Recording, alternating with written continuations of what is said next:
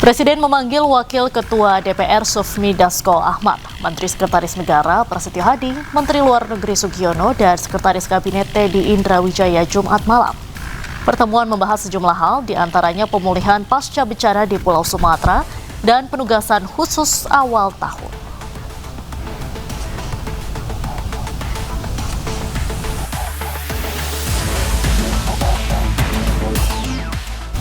Pemirsa, Menteri Imigrasi dan Pemasyarakatan Agus Andrianto mengatakan hukum pidana kerja sosial mulai diberlakukan Januari 2026. Lokasi dan kerja sosial yang akan diberikan ditentukan oleh masing-masing pemerintah daerah terkait.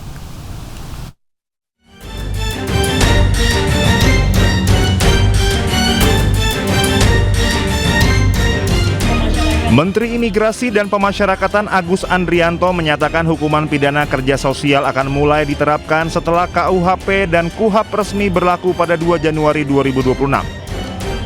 Ia menyampaikan seluruh kepala lembaga pemasyarakatan dan kepala rumah tahanan telah menaikkan sejumlah kerjasama dengan pemerintah daerah terkait penerapan sanksi kerja sosial tersebut. Nantinya lokasi dan kerja sosial yang akan diberikan ditentukan oleh masing-masing pemerintah daerah terkait.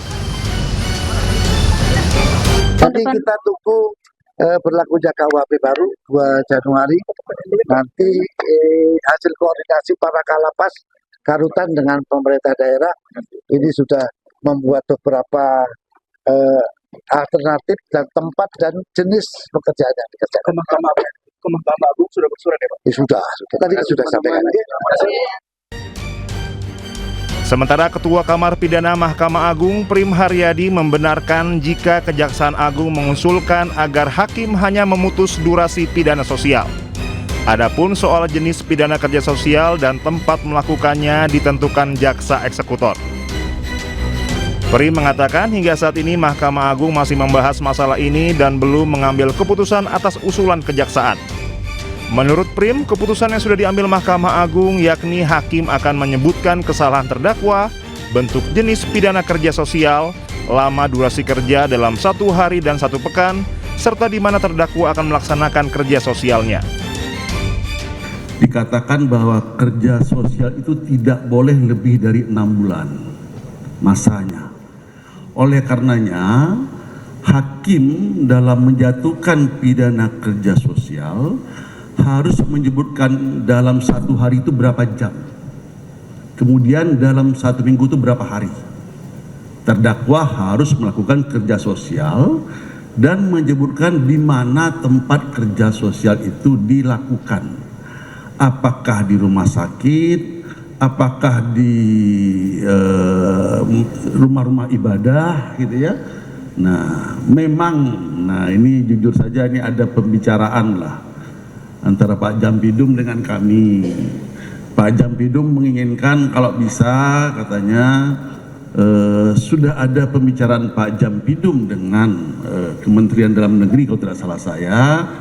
Beliau berkeinginan agar hakim hanya menyebutkan tentang lamanya saja. Tempat itu nanti mereka yang menyesuaikan dengan kondisi daerah setempat. Pidana kerja sosial merupakan hal baru yang termuat dalam Undang-Undang Nomor 1 Tahun 2023 tentang Kitab Undang-Undang Hukum Pidana atau KUHP.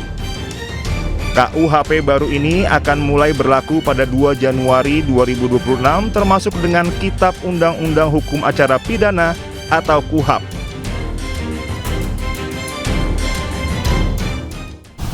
Sejumlah aktivis dan pakar bidang hukum dan HAM menilai sejumlah pasal dalam KUHP baru berpotensi mengancam kebebasan berpendapat. Selain itu, ada pula ketentuan yang dianggap mengancam privasi masyarakat.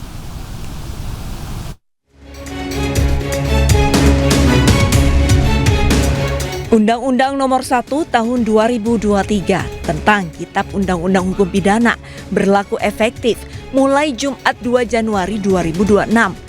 Pemberlakuan ini tepat 3 tahun sejak diundangkan pada 2023 lalu.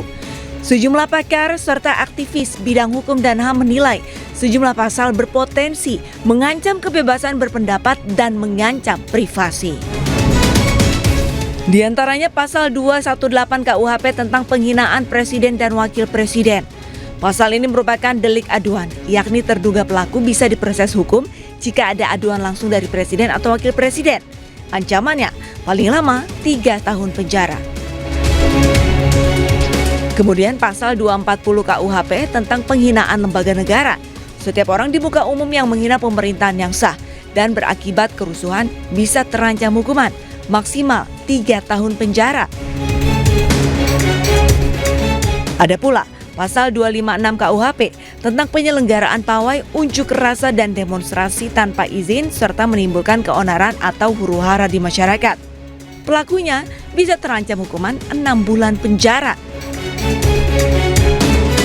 Selanjutnya, pasal 2 KUHP yang mengakui hukum adat atau aturan yang berlaku di suatu daerah. Pelanggarnya bisa dipidana. Pasal ini dikhawatirkan memicu kesewenang-wenangan peraturan daerah hingga aksi main hakim sendiri. Lalu ada pasal 411 dan 412 KUHP tentang perzinaan dan kohabitasi atau hidup bersama tanpa ikatan pernikahan. Pasal ini merupakan delik aduan yang bisa diadukan oleh pasangan sah atau orang tua pelaku. Ancamannya maksimal 1 tahun penjara. Kemudian pasal 188 KUHP tentang penyebaran paham komunisme, Marxisme, dan Leninisme yang ancaman hukumannya hingga 4 tahun penjara. Terakhir pasal 300, 301, dan 302 KUHP tentang tindak pidana agama sebagai perluasan dari pasal penodaan agama. Kelompok HAM menilai pasal ini multitafsir dan rentan dipakai untuk menekan kelompok minoritas. Ancaman hukumannya hingga 3 tahun penjara. Tim Liputan iNews melaporkan. Pemirsa, Menko Yusril Iza Mahendra mengatakan KUHP baru tidak menghukum kritik terhadap pemerintah, hanya yang melakukan penghinaan. Pada kesepakatan bahwa kita akan segera menyusun rancangan peraturan pemerintah untuk melaksanakan ketentuan-ketentuan di dalam Pasal 28 ayat 3 Undang-Undang Nomor 2 Tahun 2002 tentang Kepolisian Negara Republik Indonesia dan melaksanakan Pasal 19 dari Undang-Undang Nomor 20 Tahun 2003 tentang Aparatur Sipil Negara.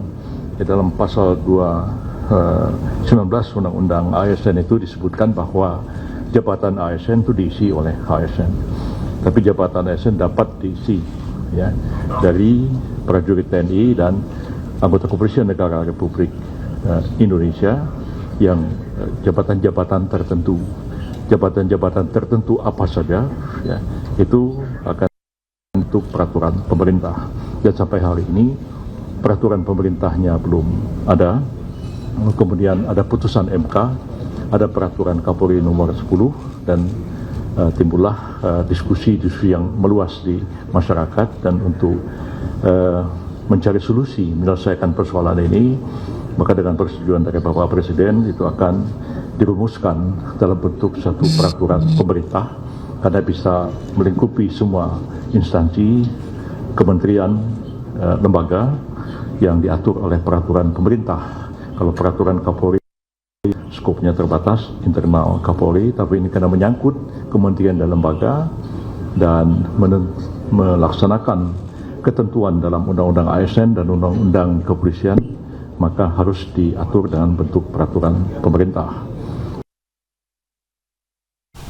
Pemirsa, Menteri Pertahanan mengunjungi Yonif TP861 Maleo Kamur di Kampung Wana, Merauke, Papua Selatan.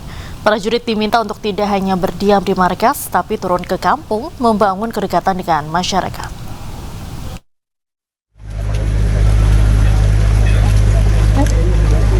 Menteri Pertahanan Safri Samsudin meminta para prajurit TNI dan Batalion Infanteri atau Yonif TF861 Maleo Kamur untuk menyatu dengan rakyat di tanah Papua. Hal itu ia sampaikan saat mengunjungi pangkalan Yonif TP861MK di Kampung Wana, Merauke, Papua Selatan. Dalam kunjungannya, ia memberikan arahan langsung kepada ratusan prajurit yang bertugas di wilayah perbatasan. Safri juga meminta prajurit membangun komunikasi dengan seluruh lapisan masyarakat mulai dari anak-anak hingga orang tua agar TNI benar-benar hadir sebagai bagian tak terpisahkan dari rakyat Indonesia. yang berkeringat dan mereka yang rela berkorban untuk negara dan bangsa. Berikan penghargaan. Saya sudah mendapat petunjuk dari Bapak Presiden bahwa tidak ada penghargaan, hanya satu kali.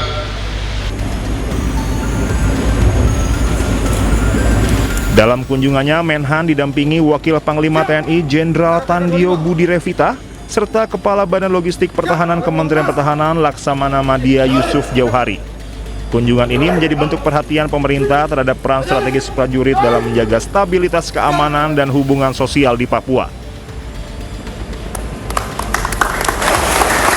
Dari Kabupaten Merauke, Papua Selatan, Naura Syafika Anyus melaporkan.